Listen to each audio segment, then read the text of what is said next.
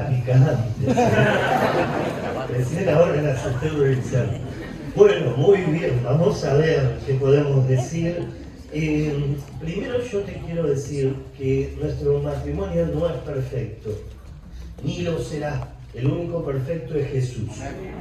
Entonces la clave de la perfección es que Jesús esté en medio de la pareja, siempre. Desde que empezó el noviazgo hasta que nos casamos, hasta el día de hoy, que Jesús siempre esté en medio nuestro. Ahí está la clave y ahí está el secreto. Y Él le dará perfección. Y Él irá perfeccionando la pareja. Pero no te hablamos desde un lugar de superación, ni por las tapas, ni de un lugar de impecabilidad, ni de un lugar donde no tuvimos dificultades. Todo lo contrario, pero tomados de la mano del Señor pudimos superarlas y vengan las que vengan, las vamos a superar en el nombre de Jesús. A ver, y esa es nuestra determinación. La primera dice, ¿cómo ser un mejor esposo, compañero, confidente y amigo? Espero que la haya hecho un esposo esa, ¿no? Y no una esposa. Me suena a una mujer que ahí está queriendo saber cómo. Bueno, creo que el matrimonio es un ida y vuelta. Si alguien no logra que el otro sea compañero, quizás tengo que empezar por mí. Yo soy compañera. Si esta pregunta la hubiera hecho una mujer, ¿soy compañera? Porque ciertamente lo que yo siembro es lo que voy a cosechar. Entonces vos imagínate que en el matrimonio no funciona, se vuelve egoísta y se pone demandante. Y luego vienen ahí las acusaciones. Pastor, mi esposa no es compañera, mi esposo no es compañero. Y la pregunta del millón siempre es, ¿y vos lo sos? Entonces es ahí donde tenemos que romper algo. A mí no me gustan las películas románticas y Susana da fe de esto.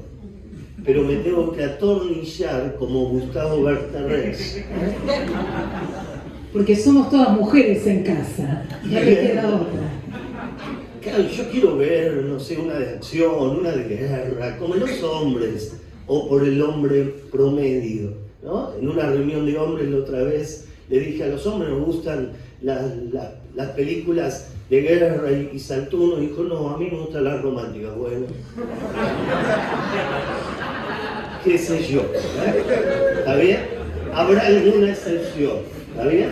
Entonces, la verdad es que no me gusta, pero el compañerismo arranca ahí, ¿no? Entonces después yo tengo la autoridad de decirle, yo vi 10 veces El Candado del Amor con vos, entonces vos tenés que ver Matrix conmigo, ¿no? O alguna película así de acción. Pero creo que el compañerismo se construye. Si no somos compañeros, la Biblia dice andarán dos juntos si no estuvieran de acuerdo. Tenemos que lograr ser compañeros. Compañeros en este viaje. El matrimonio es un viaje. Es un viaje de ida, no ida y vuelta. Algunos van, ya pegaron 4 vueltas, ¿no? Y no, la idea es que vos tengas en claro que el matrimonio es un viaje de ida y lo tenés que disfrutar. Entonces, el compañerismo comienza por mí. Y si yo soy compañero, seguro que mi esposa o mi esposo lo serán. Hay muchos hombres, y ahora les hablo estrictamente a los hombres, que son recontrapatas con otros hombres, pero no saben ser patas con su esposa. Actúan de una manera cuando están con sus amigos, actúan de una manera cuando están en el trabajo, aún en la iglesia, yo lo veo, ¿no? Se ríen, cuentan chistes, hablan de fútbol, pero de repente, cuando se queda solo con su esposa, no tienen la misma dinámica. Entonces hay algo que hay que romper, ¿no? Y decir, yo tengo que lograr, así como soy con mis amigos, ser con mi mejor amiga. Y después de Jesús, la compañera es lo más importante a la hora de escoger, a la hora de elegir. Entonces, tenés que lograr ser pata con tu esposa, ser pata con tu esposo. Algo que me sugiere para terminar un poco este concepto. Lamento esta columna de acá que nos impide vernos algunos. Si alguno se quiere correr, puede hacerlo ahora. Para cerrar un poco este concepto, dos cositas cortitas que me sugería lo que Gustavo hablaba. Lo primero es que todo tenemos que hablarlo, porque hablando de compañerismo y de cualquier tema que se te ocurra, cada uno tenemos nuestra propia opinión al respecto. Lo que a lo mejor para Gustavo es ser compañero no es lo mismo que para mí o para alguno de ustedes, porque venimos de una familia, venimos de un contexto. A mí me gusta porque empecé este año a estudiar otra carrera más, ¿no? Y muchos de los conceptos que me enseñan en realidad están en la Biblia, pero ahora te lo enseñan desde la teoría sistémica, ¿no? Pero yo me río porque digo, bueno, esto ya lo aplicó Jesús, ya lo enseñó Moisés, Pablo hablaba de esto. Pero en realidad, una de las cuestiones que algo hablaron Marita y Gustavo cuando estaban acá, que tiene que ver con las maldiciones generacionales, no hablemos de maldiciones, pero hablemos de lo que las generaciones nos dan o nos dejan. Nosotros venimos de un contexto. Nuestra genealogía, mi genealogía, es muy diferente a la de Gustavo. Siempre contamos lo mismo y tiene que ver con esto, ¿no? Lo que yo vi en mis padres, no lo vi en la casa de Gustavo. Y lo que Gustavo vio en su casa, no lo vio en mi casa. Para bien y para mal hablo, ¿eh? Mira, te cuento algo cortito que en algún momento lo hemos contado, pero que quizás suene un poco gracioso, pero fue duro, ¿no? De ensamblarnos. Y lo mezclo con la comunicación y lo mezclo también con esto del compañerismo, porque nos tuvimos que amoldar el uno al otro. Mi familia era una familia, te la clasifico así, silenciosa. Vos entrabas a mi casa y preguntabas, ¿hay alguien? Sí, estaban a lo mejor reunidos, ¿no? Pero jugando a las cartas, comiendo, charlando bajito. Vos abrías la puerta de la casa de Gustavo y los gritos, no de peleas, sino los gritos. Familia italianos. Claro, el hermano, no me olvido más, la primera vez que me invitó a una reunión familiar, el hermano va a la madre que estaba lavando los platos, tengo esta imagen acá, va el hermano y le agarra del brazo a la madre y le pega un mordiscón, y la madre grita, ¡ay! ¿no? Y yo lo miraba a Gustavo y digo, se están peleando. No, me dice, ellos juegan así, ¿no? Claro, y mi familia todo silencioso, ¿no? Ahora, no es que hay una cosa mejor que la otra, pero fuimos formados distintos. Y en esto del compañerismo, lo mismo, ¿no? Entonces, ¿por qué te menciono esto? Porque hay una importancia enorme en el ponerse de acuerdo. Si yo me quejo que mi compañero no es compañero, tengo que pedirle lo que necesito y deseo y anhelo. Y él hacer lo mismo conmigo y yo no ofenderme, ¿no? Otra vez me estás pidiendo algo. No, te está pidiendo lo que hace 30 años te viene pidiendo, que es que te sientes a mirar un partido de fútbol una vez en la vida, tal vez con él, ¿no? Entonces, el ponernos de acuerdo va a hacer que la cosa sea más fácil. A veces las mujeres, él habla a los hombres, yo les hablo un momento a las mujeres, uno tiende a ofenderse, ¿no? Pero vos sabés lo que a mí me gusta. ¿Hace falta que te pida que me acompañes a mirar vidrieras? Es que si esperás que nazca del otro, no van a ser nunca. Simplemente porque no le gusta. Simplemente porque no es su naturaleza. Entonces pedíselo y después esperate la respuesta, sí o no. Y no te ofendas. Porque a veces nos ofendemos, ¿no? Y ahí empiezan otros conflictos, los de la comunicación. Y lo segundo, para terminar este concepto del compañerismo, Gustavo habló muy acertadamente de que somos de una forma con amigos, en la iglesia o en ámbitos sociales, y a veces en casa somos distintos. Cruzamos el umbral de la casa y enmudecemos. Veníamos felices, contentos, riéndonos, abrimos la puerta de casa y como que el ambiente nos chupó. Ahora estamos enojados, estamos callados, no tenemos nada de qué hablar. Y eso lo ven nuestros hijos. Y ahí vienen los reclamos. Pero al final ustedes son una cosa en casa y otra cosa en la iglesia. Y no necesariamente porque haya peleas. A veces no tiene que ver con peleas, tienen que ver con ambientes que se respiran. ¿Hay ambientes de alegría en tu casa?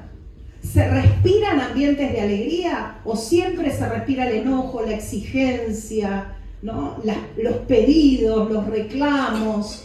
Y eso hace que nuestros hijos sufran una dicotomía y digan, yo no quiero ir a la iglesia, porque ustedes son unos caretas.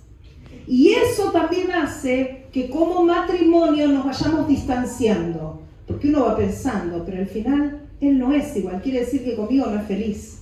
Con sus amigos sí, en la iglesia sí, cuando sirve al Señor sí, pero conmigo no. Y eso hace que nos vayamos distanciando, aunque no lo hablemos, ¿no? Muy bien, vamos. Hay una prueba que tenemos que hacer. ¿A cuántos hombres les gusta ver vidrieras? A ver. Ah, ¿ves que hay? Paren, vidrieras de modas, no vidrieras de electrodomésticos. No, de ropa, Me gusta ver, pero no puedo comprar. Claro. Bueno, ¿ves? Solo 5 caballeros les gustan ver vidrieras. Yo creo que eso no es de Dios, definitivamente.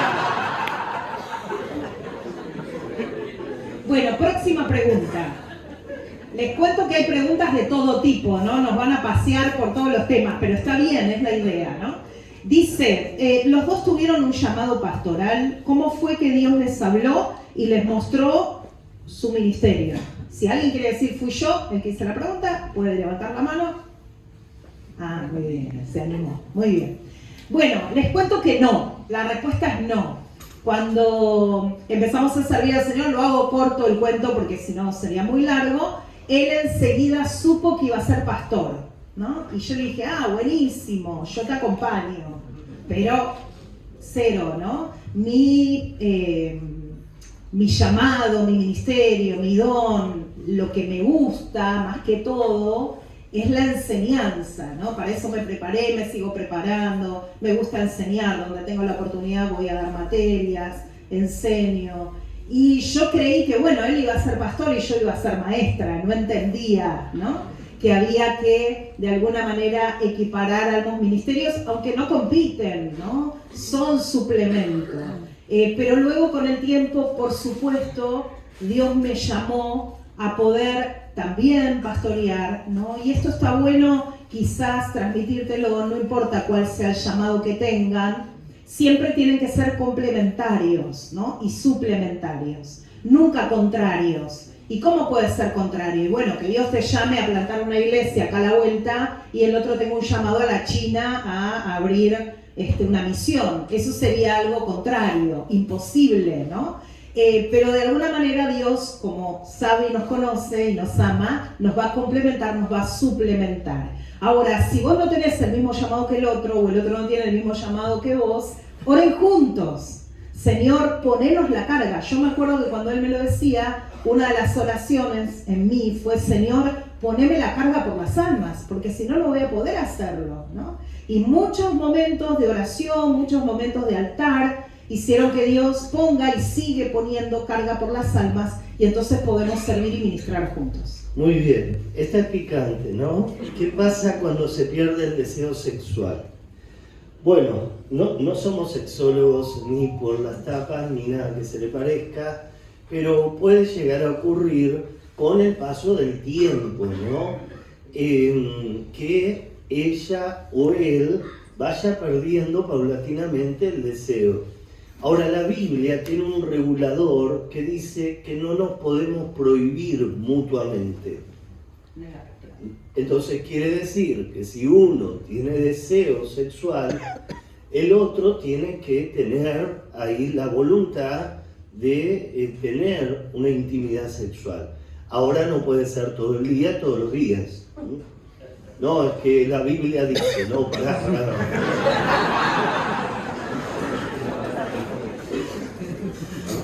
La Biblia dice que no se nieguen a no ser por un tema espiritual, ¿no? Estamos sirviendo a Dios, ayuno, oración, algo determinado, bueno, obviamente tenemos que tener el sentido común, pero creo que el equilibrio pasa por ahí. Entonces, ¿cómo evitar la pérdida del deseo sexual? Reinventándose. Los varones tenemos que reinventarnos en muchos sentidos, desde el aspecto exterior, el aspecto interior, tenemos que reinventarnos en cierta manera, cuidar nuestros olores, cuidar nuestras formas, cuidar nuestros hábitos, ¿no? Y de alguna manera tratar de todavía seducir a la otra persona. El grave error del hombre que como un cazador cree que ya tiene casada a su esposa. Pero esto es un error, la tiene que vivir seduciendo constantemente. Regalos, detalles, flores, un bombón, ¿sí? Para otro bombón.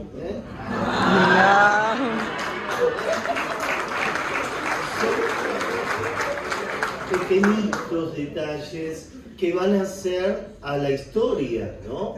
Ahora si vos ya no le llevas flores, vos no le llevas bombones, vos no haces los deberes, bueno, no le pidas peras al olmo.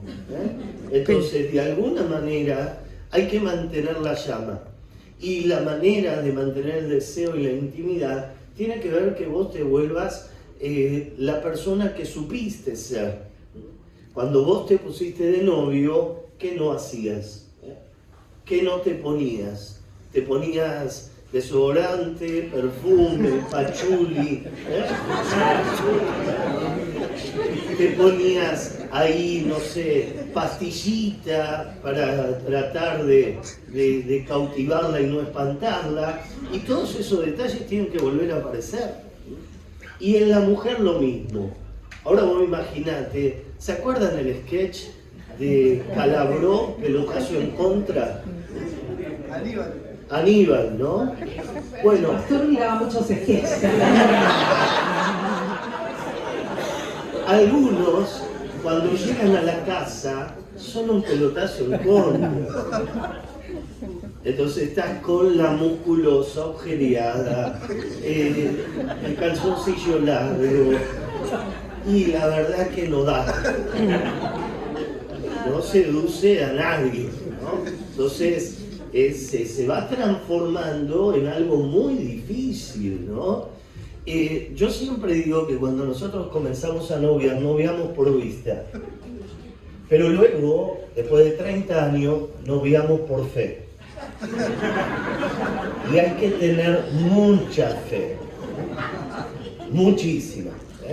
Pero dice el refrán, lo último que se pierde es la fe. Entonces, de alguna manera uno tiene que renovar todo esto para que la intimidad sexual se mantenga en el tiempo. Y yo les puedo asegurar que hay personas de tercera edad que mantienen plenitud sexual en la tercera edad. Porque no tiene que ver con una edad, tiene que ver con reinventarse. Y algo que quiero decirte, que Gustavo lo mencionaba en la charla, no cometas la trampa de nutrirte de pornografía para mantener el deseo sexual. Porque eso es adulterio, eso es infidelidad, y lo que estás haciendo es proyectarte en otra persona. Pero vos, tu deleite, tus ojos, tienen que ser tu esposa. Y tu deleite y tus ojos tienen que ser tu esposa. Por eso la Biblia dice, confórmate con la mujer de tu juventud. Y entonces ahí donde tenemos que enfatizarnos. Creo que si hacemos los deberes, la cosa va a andar bien. Ahora yo les quiero decir, y bueno, las chicas tápense por un momento los oídos, que en los últimos años siempre era históricamente la mujer en la que tenía dolor de cabeza. Históricamente era la mujer la que tenía ahí, no sé, un problema de salud, ¿no? Que decía, bueno, mira, hoy no, la semana que viene, ¿no? El mes que viene, el año que viene. Espero que no te hayan dicho eso. Pero en los últimos años, y esto como pastor a mí me preocupa muchísimo, cada vez veo más hombres con dolor de cabeza. Entonces no es un tema de la mujer, es un tema de ambos en este momento. Entonces, el consejo de la Biblia es el mejor regulador. No se nieguen mutuamente. Muy bien, y acá y que no asisten a la iglesia normalmente, pero van a aprender una verdad y los que ya vienen la van a entender. No hay nada más seductor para el otro que admirar al otro, y parte de esto tiene que ver con nuestro servicio al Señor. El servicio al Señor te rejuvenece.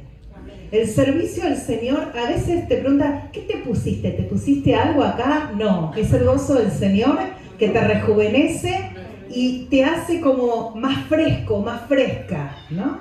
Entonces, si vos además servís al Señor y lo haces con todo tu corazón, vas a enamorar al otro, porque el otro te va a admirar.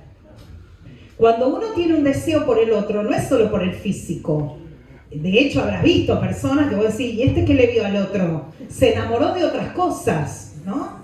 Se enamoró de su seducción, se enamoró de quién es, se enamoró de cosas internas, de su intelecto también, su manera de hablar, de pensar. Y cuando uno sirve al Señor, estas cosas te enriquecen, ¿no? El Señor es quien te rejuvenece. Entonces, esto también es parte del decir, bueno, no me voy a quedar y voy a seguir apostando a mi matrimonio. Muy bien, seguimos con las preguntas. Dice, ¿cómo decidieron? Acá sí necesito que me diga quién fue porque hay una parte que no entiendo de la pregunta. Dice, ¿cómo decidieron y si pueden compartir dónde vivir? A ver, ¿quién hizo esta pregunta para poder entender y no hablar cualquier cosa? Nadie se hace cargo. Que eran anónimas. ¿Cómo decidieron? Eran anónimas. Y si pueden, no, pero no tiene nada de malo. ¿Dónde vivir? Dice. Bueno, respondo lo que entiendo. A ver, porque dice tips, ¿dónde vivir? En realidad... Yo sé dónde. No. En la casa de tus padres. Claro. No. La pregunta debe ser eso, si en tu casa, en mi casa, o armamos una entre los Ok, dos.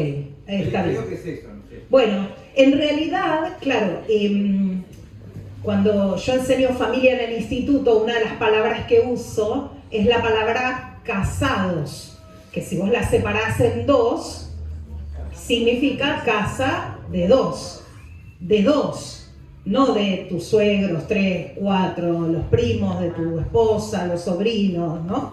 Es decir, cuando uno se va a casar, la idea es que tengan intimidad de dos, hasta que vengan los hijos, por supuesto.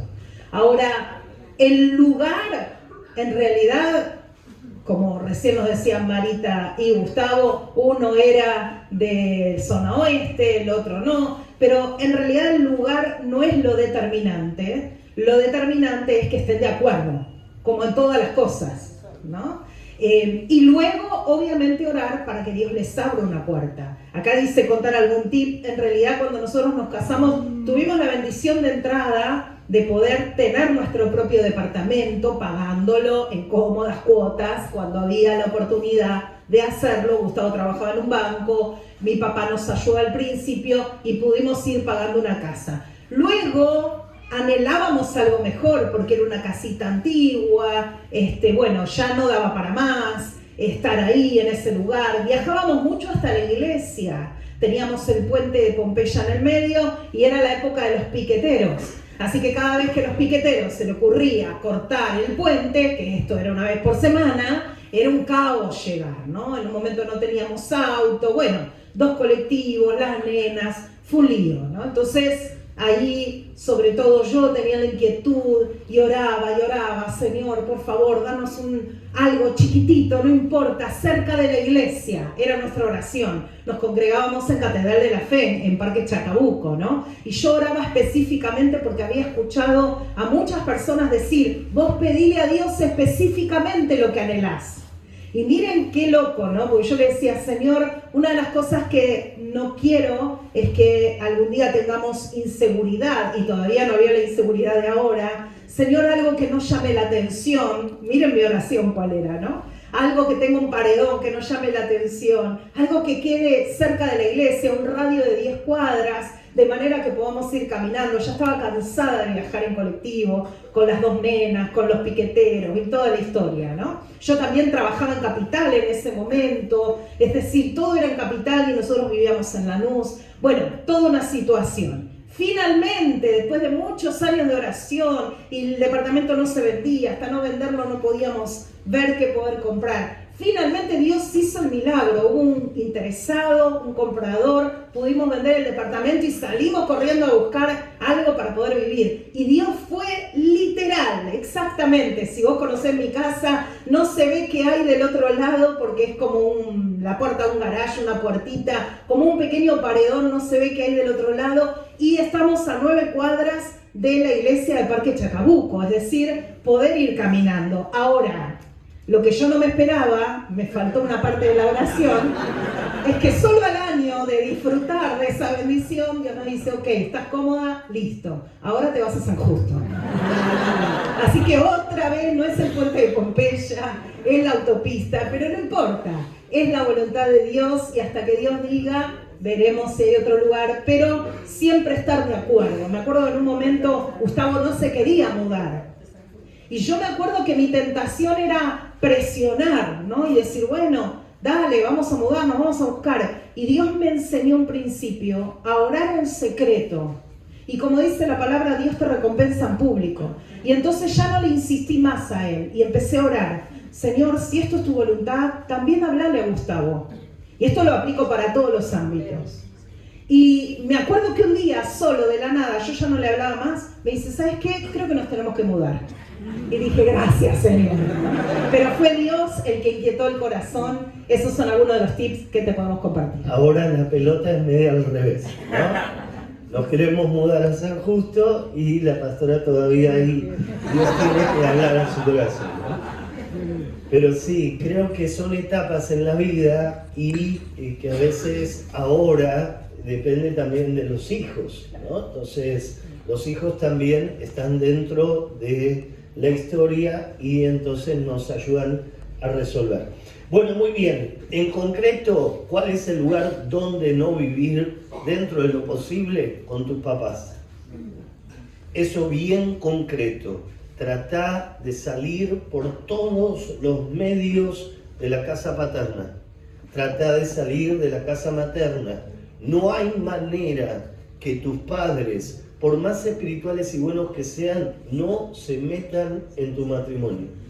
Entonces, este es un consejo que queremos brindarles a todos ustedes, por eso por ahí, al comienzo, hasta es mejor alquilar, ¿no? Para tener esa intimidad, esos años solito y después se verá, Dios dirá. Pero en un comienzo, la sugerencia es estar completamente solo. ¿Por qué es importante servir juntos como matrimonio? Servir a Dios juntos como matrimonio es lo más lindo que te puede pasar en la vida. Es tener tema de conversación, es tener los mismos intereses, es tener las mismas inquietudes. Entonces la Biblia dice, ahí andarán juntos si no estuvieran de acuerdo. Celebro que hoy estés acá si todavía no estás sirviendo a Dios, pero también quiero desafiarte una milla más, que empieces a servir con tu esposo y tu esposa a Jesús. En algo básico, en algo elemental, pero que comiences a servir a Dios. Servir a Dios es un altísimo honor. Y la Biblia dice que los ángeles quisieran hacerlo, pero no lo pueden hacer y miran de lejos. Pero nosotros tenemos la oportunidad de servir a Dios y hace 33 años que sirvo a Jesús, nunca dejé de hacerlo y servir a Dios te llena el corazón. Te trae una satisfacción que no te lo trae cualquier otra cosa que hagas o dejes de hacer. Te saca de la casa, te saca del encierro, te saca de ámbitos, te saca de lugares, te compromete, te ayuda a crecer espiritualmente. Por esto y por muchos motivos más, servir a Dios en matrimonio es maravilloso. Muy bien, acá voy a decir la pregunta, pero a medias, porque es una pregunta bastante íntima. Pero básicamente lo que dice es que suelen hablar de separación y discuten todos los días, trabajan juntos y se está volviendo una relación tóxica, ¿no? Según entiendo. Están todo el día juntos. Bueno, es muy interesante la pregunta, ¿no? Estaba mirando porque tenemos muchas, quizás vamos a hacer una más cada uno o dos más cada uno y nada más. Por eso fui eligiendo, creo que está buena esta. Y tiene que ver con, a nosotros nos pasa lo mismo en cuanto a que trabajamos juntos y estamos en la casa juntos y cuando tenemos que ir a hacer actividades generalmente vamos juntos. Y es verdad que se corre el riesgo de esta toxicidad, ¿no? Por un lado está muy bueno entender que cada uno tiene que mantener su propia identidad.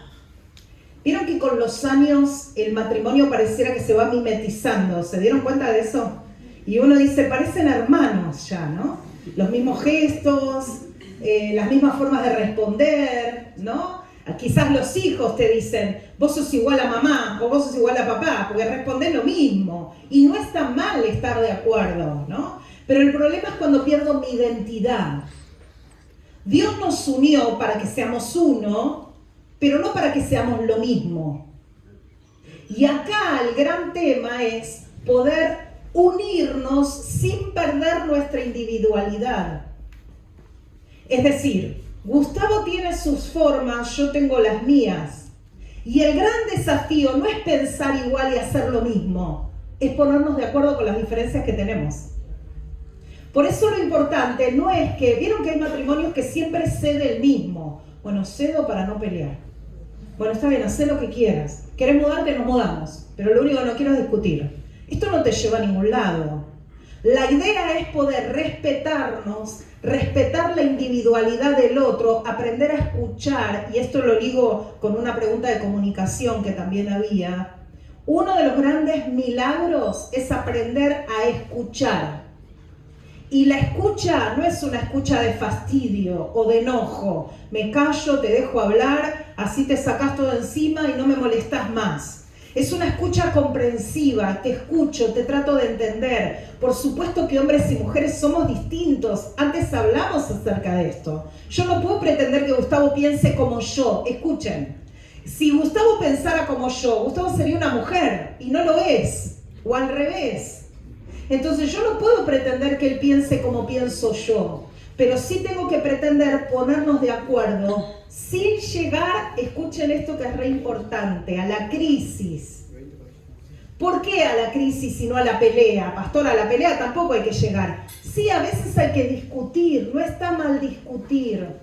Lo que tenés que, términos, ¿no? Exacto, lo que tenés que centrar son las formas de discutir. A veces ligamos discusión a tirar los platos, ¿no? A discusión, a levantar la mano o gritar. Eso es discusión violenta. Pongámosle el nombre que tiene que tener. La discusión es decir, tranquilamente, yo no pienso como vos. A mí me parece que no está bien. ¿Y qué pasa, pastora, cuando no nos ponemos de acuerdo? Bueno, hay algo fundamental, que es Dios en el medio nuestro, a quien le llevamos nuestras decisiones, como antes te dije, respecto a la mudanza. Señor, si yo estoy equivocada, márcamelo a mí. Y para eso es importante ser sensible espiritualmente. No quiero ser una mujer caprichosa que haga lo que se me antoja hacer, porque eso no me va a llevar a ningún lado. ¿Sabes por qué? Porque después, si Gustavo me da todos los caprichos y hacemos lo que finalmente yo quiero, después tengo un dolor de cabeza porque me equivoqué en la decisión que tomé. En cambio, cuando Dios está en medio de la decisión, logramos ponernos de acuerdo.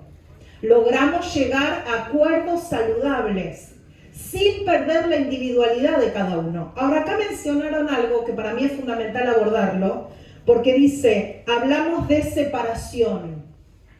La palabra separación o divorcio no tiene que estar ni en tu mente. Ya no te hablo en la boca. Te hablo en la mente. Cuando ya empezás a pensar a separarte, le das el lugar a esa situación, probablemente luego lo termines hablando y la tercera instancia es que lo terminas haciendo. Le das lugar, lo hablas, lo haces. Ese es el periodo normal de cualquier cosa. Pensar algo bueno. Pienso que tengo ganas de estudiar. Ok, a ver, ¿cómo lo hago? Lo hablo, ¿te parece que estudie? ¿Arranco, no arranco? Y luego lo pongo en práctica. Lo mismo pasa con la separación. Si vos le das lugar, en algún momento lo vas a hacer. Ahora, si queremos familias saludables, la palabra divorcio o separación no puede estar en nuestra boca. Y el Señor Jesús nos dio un límite. Bueno, pero ¿cuál es el límite, pastora? Si me mata a golpes, por supuesto que no. Ese es tu límite. El levantarle la mano al otro es mi límite para pensar en la separación. Y el otro límite lo puso Jesús claramente. A menos que haya adulterio en el medio, en el cual tenés dos opciones. El perdón tiene que estar siempre, pero o vos podés optar por decir este matrimonio se acabó, por el divorcio, o podés decidir apostar a la restauración, y ahí empieza todo un tiempo de restauración familiar muy importante. Pero esos son los únicos dos motivos. El decir, ya no lo aguanto más, se acabó el amor, como decía Gustavo antes, tiene feo olor en la boca, no son motivos para separación. Y te lo digo como algo, hasta quizás suene gracioso, pero son cosas que me han dicho. Pastora, me separo porque no soporto el olor que tiene en la boca. Regalale chicles Belden. Ese no puede ser un motivo para separarte de tu marido. Entonces, a veces buscamos cualquier excusa porque en realidad lo que queremos es iniciar una nueva relación. Cuando a mí me vienen a plantear que se quieren separar y no hay ni golpes ni adulterio, yo enseguida indago y trato de ir a lo profundo. Probablemente esa persona ya tenga en mente a otra persona. Y entonces eso comienza el inicio de lo que llamamos adulterio. Acordate lo que dijo Jesús. El adulterio no inicia cuando estás con otra persona.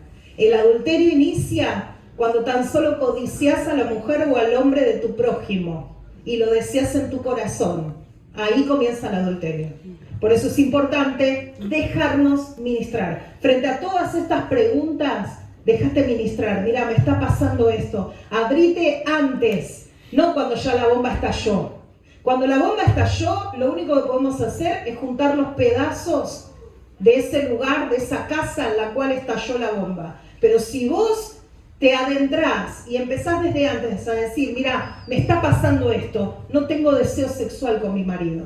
Me está pasando esto, empecé a poner mis ojos en otra persona. Me está pasando esto, como que no soporto a la otra persona. Abrite antes de tiempo, que el que te ministra va a guardar el secreto para poder ministrarte y para poder ayudarte a levantar el nivel de tu matrimonio. Por eso te felicitamos de que puedas estar aquí en un feriado. Esto es una inversión en tu matrimonio. Esto es una inversión de vida, ¿no? Y alguno puede decir, yo no lo necesito. Ay, yo me agarro la cabeza de aquel que piensa de esta manera. Porque todos lo necesitamos. Todos tenemos que ser ministrados como matrimonios, como parejas, como familias. Siempre podemos crecer, siempre podemos avanzar. Aquí vi algunas preguntas y una de las preguntas es cómo ponerse de acuerdo con lo que vamos a comer, ¿no? Y ahí le digo al que escribió eso, afloje con el delivery. Se lo pido por favor. Descargue alguna aplicación, métase en YouTube. Hoy se puede hacer cualquier cosa sin saber cocinar. Y entonces un consejo que les damos es, trate de tener un menú fijo semanal. Un menú que pueda tener todo lo que necesitamos comer para tener un organismo sano. Hay que comer verdura, no podemos comer todos los días carne. La persona que come todos los días carnes tendrá problemas de colon. No se puede comer siempre lo mismo, hamburguesa. Vas a tener problemas digestivos. Ahora que sos joven no te das cuenta. Después en un momento vos decís, uy, mira, somos lo que comemos. Otra vez, somos lo que comemos. Consejos saludables. Todos los días toma mucha agua. Hacete un menú todos los días. ¿Qué vamos a comer? Que vos ya sepas, te anticipás.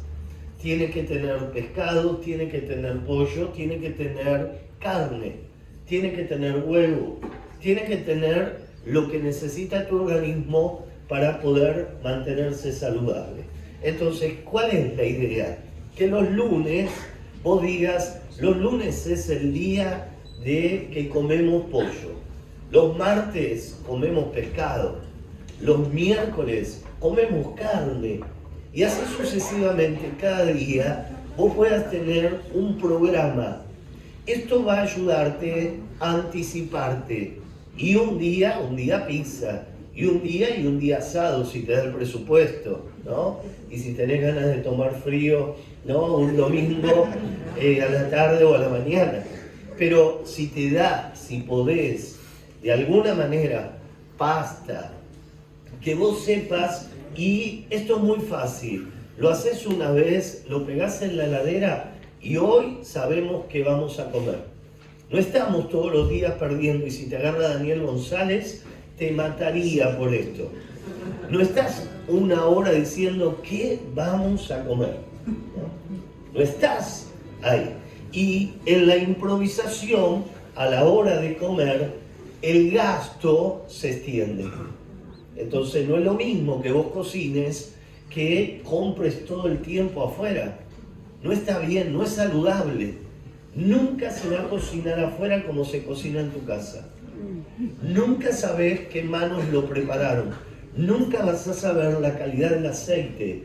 Nunca vas a saber si había cucarachas en la cocina que se preparó. Nunca lo vas a saber. Nunca vas a saber si habrá roedores en ese restaurante donde vos haces el pedido. Hay algunos lugares que pedido ya te traen la comida de verdaderas covachas. Yo al lado de mi casa tengo una.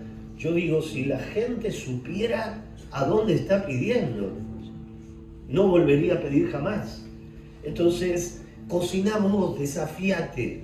Algo que une a la pareja es la comida.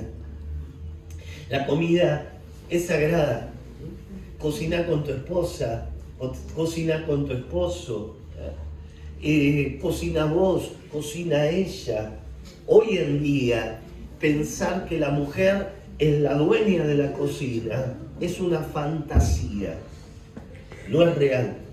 Por ahí, en los de más de 40, más de 50, todavía algo así se mantiene. Pero en las generaciones nuevas no existe más. La cocina es de los dos. Antes no se le podía tocar ni siquiera la olla, la sartén. La vas a arruinar, la arruinaste, ¿no? Ahora tenemos que saberla usar, ¿no? Los tiempos cambiaron y tenemos que ponerle onda a los dos. Una de las preguntas también que decían ahí, ¿cuál es la responsabilidad del hombre? Hoy la responsabilidad ya no es como el tiempo antiguo, que el hombre salía a trabajar y la mujer era ama de casa.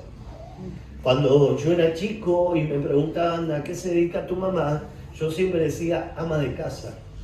Hoy ya no existe ese oficio, porque no alcanza, porque no llegamos a pagar el alquiler, no podemos pagar la luz, y entonces los dos tenemos que laburar, o tener alguna entradita extra, o una venta de algo determinado por internet, y todo suma a un fondo común. No es tu plata y mi plata, es un fondo común. Y el fondo común se tiene que administrar con sabiduría. Si vos gastás tanto dinero en delivery, no hay billetera que alcance. No hay manera. Pero si vos lo haces, todo va a ser mucho más económico. Entonces, con inteligencia se hace la guerra. Y con inteligencia se construye la familia. Entonces, ¿qué es lo que le tenemos que pedir a Dios? Señor, dame sabiduría, dame inteligencia para edificar la casa, para construir la casa. Yo ni siquiera he alcanzado la sabiduría, todos los días sigo aprendiendo. No fue lo mismo la etapa del noviazgo que la etapa de la luna de miel. No fue lo mismo cuando tuviste tu primer casita. No fue lo mismo cuando llegaron tus hijos. No fue lo mismo cuando lleguen tus nietos. Entonces quiere decir que esto es un aprendizaje continuo.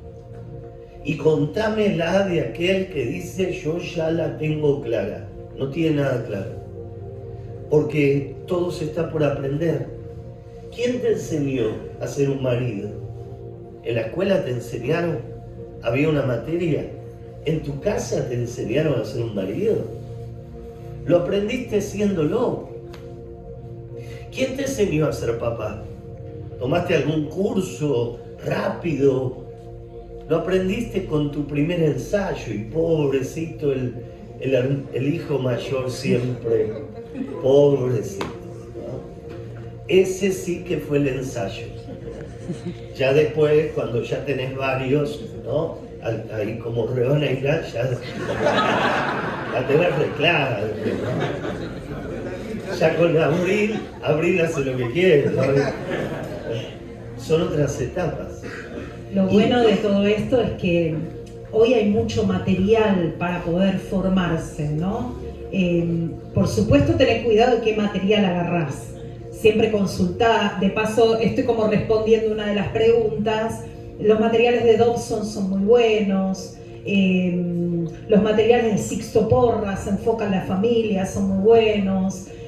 Pero también tenés otras opciones, por ahí más profesionales. Siempre saca las espinas, ¿no? Aquello que no esté bien, que no concuerde con nuestra fe, pero del resto tenés mucho para aprender, ¿no? Ahora, lo que sí queremos dejarte también como un cierre, antes te hablé de la palabrita crisis. La palabra crisis no la demonices. Una crisis te puede servir, de hecho te sirve para aprender y para crecer, ¿no? Es un escalón que superás. ¿Cuál es el gran problema? Muchos se quedan en la crisis y abandonan el matrimonio, abandonan la fe, abandonan la iglesia. La crisis te tiene que ayudar a ser mejor persona. Pero en el camino, mientras estás pasando, nadando las olas, ¿no?, de la tormenta de la crisis, vos tenés herramientas. La iglesia es una herramienta, los líderes son una herramienta. Si necesitas, acá estamos para servirte, los pastores somos una herramienta. Y también la ciencia es una herramienta. No le tengas temor a consultar a un psicólogo si necesitas un problema que esté pasando un hijo, un psiquiatra, un médico respecto a lo que decía Gustavo, la salud, la comida. No tengas temor en consultar.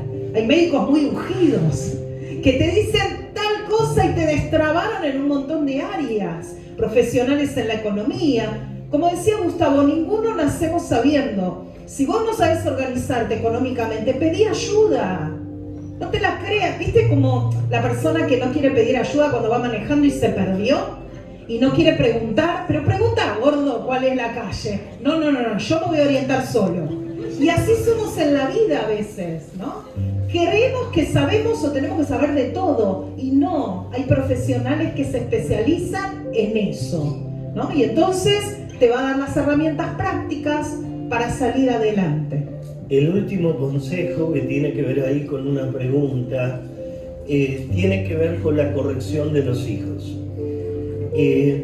Todos los que ya tenemos ciertos años, la única manera que había de nuestros padres para corregirnos eran con golpes. ¿Cuántos pasaron por la experiencia de los golpes? Miren a su alrededor, todos. Y lo que recibiste es lo que después vos haces con tus hijos. Esto ya no existe más. Los golpes no solucionan, los golpes no funcionan. Entonces, ¿qué es lo que tengo que hacer? Ya no golpees más. Entonces, ¿qué hago? Sentate. Dobson tiene un libro que dice, chicos... se llama El niño de la voluntad firme. Voluntad firme. Y él lo que sugiere es que la voluntad firme de un chico no es por un golpe. La voluntad firme de un chico tiene que ver con la firmeza del papá. No es no. No es no. No se hace, no se toca, no. Eso lleva mucho más tiempo que un golpe, que un coscorrón. Todos lo vivenciamos. Y creo que algunos hasta quizás nos traumó algún golpe. Entonces, no cometas otra vez el error. Y si sos abuelo, ni se te ocurra tocar a tu nieto con un golpe. Ni se te ocurra. Hoy es un delito. Hoy podés ser denunciado. Entonces los tiempos cambiaron. Pero la Biblia dice, corrige al niño con vara, corregilo con firmeza. No lo toques, no golpees. No, eso ya quedó, huele a naftalina. Ya es un tema viejo. Y creo que todos quizás tenemos algún recuerdo donde un día le dimos un childo a nuestros hijos. ¿Cuántos le dieron un childo a sus hijos? Levanten la mano. ¿Y cuántos están arrepentidos de haberlo hecho? Entonces no cometas el error, porque hay otras formas y tenemos que pedirle sabiduría a Dios. Hoy estamos en un retiro de matrimonios espiritual. Hay profesionales que nos pueden ayudar en todas las órdenes, en todas las cosas. Hay sexólogos cristianos, hay psicólogos cristianos, hay psiquiatras cristianos, hay ayudantes que ayudan a resolver conflictos de pareja cristianos también, pero tenemos al gran ayudador, al Espíritu Santo. Por eso vamos a ponernos de pie.